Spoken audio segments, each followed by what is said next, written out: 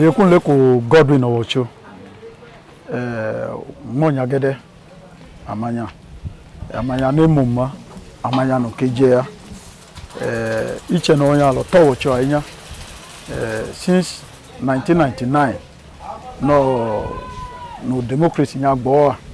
I think edo edegenya lo majeje yen edo klono enalo Lady Blessing ofianya kidoma no ya alomedegenya jeje yen amowe no alobanu no onya gbo mo olihi amanya ja beche agadagba beche ochobo aume owe no paboto no ya abo project ya no gbo oke oyo oke lo ya ja agaje akemo enpo nobu onyagede amanya aletu St. Martin's Parish onyagede dududu abone enpo akwa anake go ohakpo aleyega dankali okabo boho abo po onyagede so district ko onyagede na lo banu no onya uklo na lo doka ko fianya ko yagala lo oyo gagaga akale ye go inopa amanya LGA primary school abapa onyagede okali nopa 3 classroom go abopo ani nopa no ka biwo ma no ga go abo edogo ma ko yo jeje yen edo modern obiwa oyole ajeje yen so uklo ne akotabo ya aje konyagede mlaje kidoma dudu oyimini local government Owochoko li poko aje Owochoko ke to abo Owochoko joye galo koda no idoka ko Owochoko ka je lo Kenya ko ai tipoli at the market square ai ligi poli abo ukalo toilet nebo abo po ejenyinu pem uklabo ku Lady Blessing no nowhere so alo ke ogboko again federal government no go federal government eba cannot doko achola no chebodi egenya no go beba no federal government ke approve no galo no ke ga yo la cholo no Owochoko ka je ma logo bobo fianya po koda no titu ko yala cholo no ko Owochoko ijigalo anyo wala Agada Jonah Uchibo comrade Monyagede Haje by the grace of God I'm not Keladede Nyami Okada chairman Konyangede Amanya all dan culture ben Lady Blessing no awegi Onyangede Amanya Ejenjo kada no be environment amanya we are 100% support Lady Blessing onu oyanu Lady Blessing onu woya most especially word olalwa we are in ties with that like owenoya mu gofu dia nyipola umea since the history of Nigeria democracy we have never been experienced such so for person to have a type of lady like that we are very grateful. You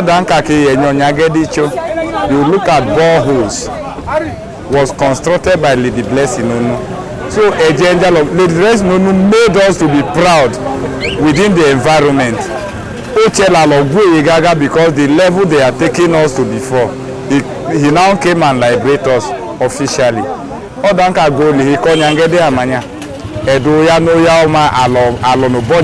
have never witnessed such.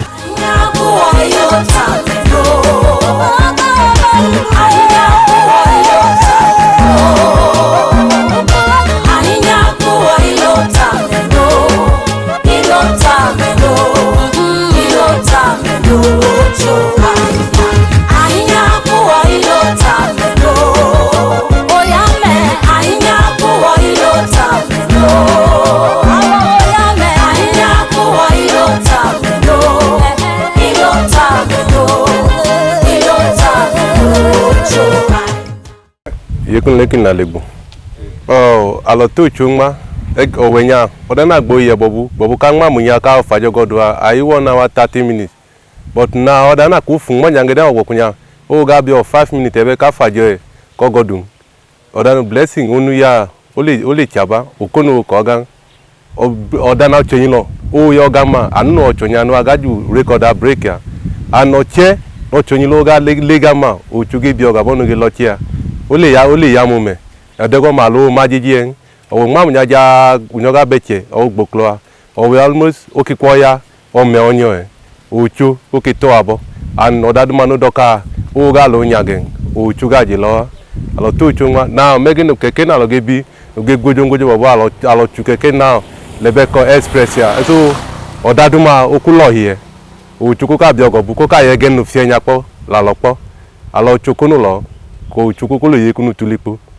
omonya gede ya gbuklo na walu yo nga alo fu yo ege duma no hotu abiola baje ake mege no mechinya ki opunya ga ile boda no ga jo chura mwaje ogbobu wa otetele abobu but mege no mechi punya ga ile ya so ngam gbuklo na walu duma ya nu bless onwa ye kunu ale ko le ya momeno ya owo chu afle wompa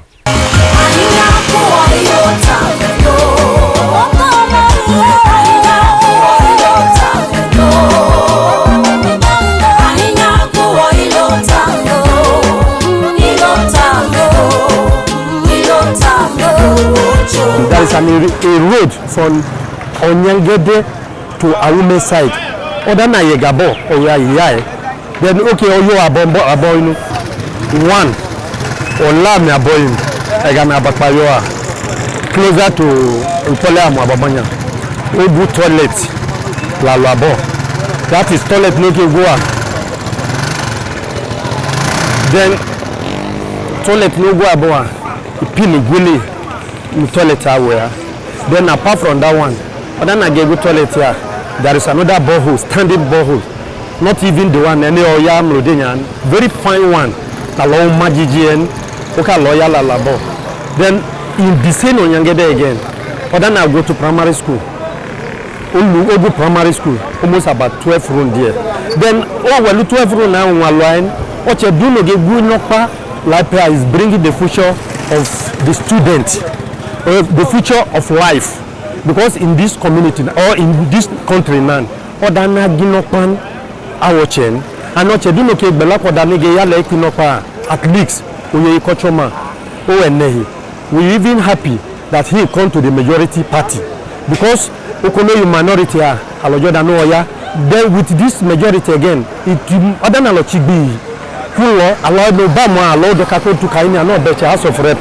allow do ka ko beche senate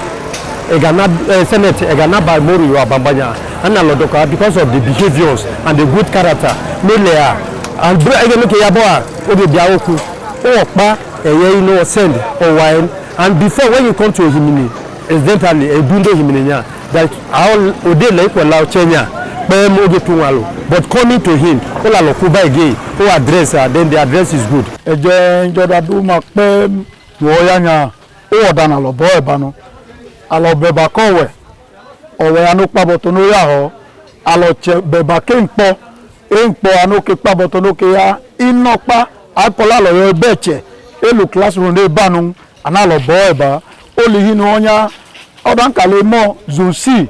no wo oyonda ko imini local government Onyangede ana ome annegela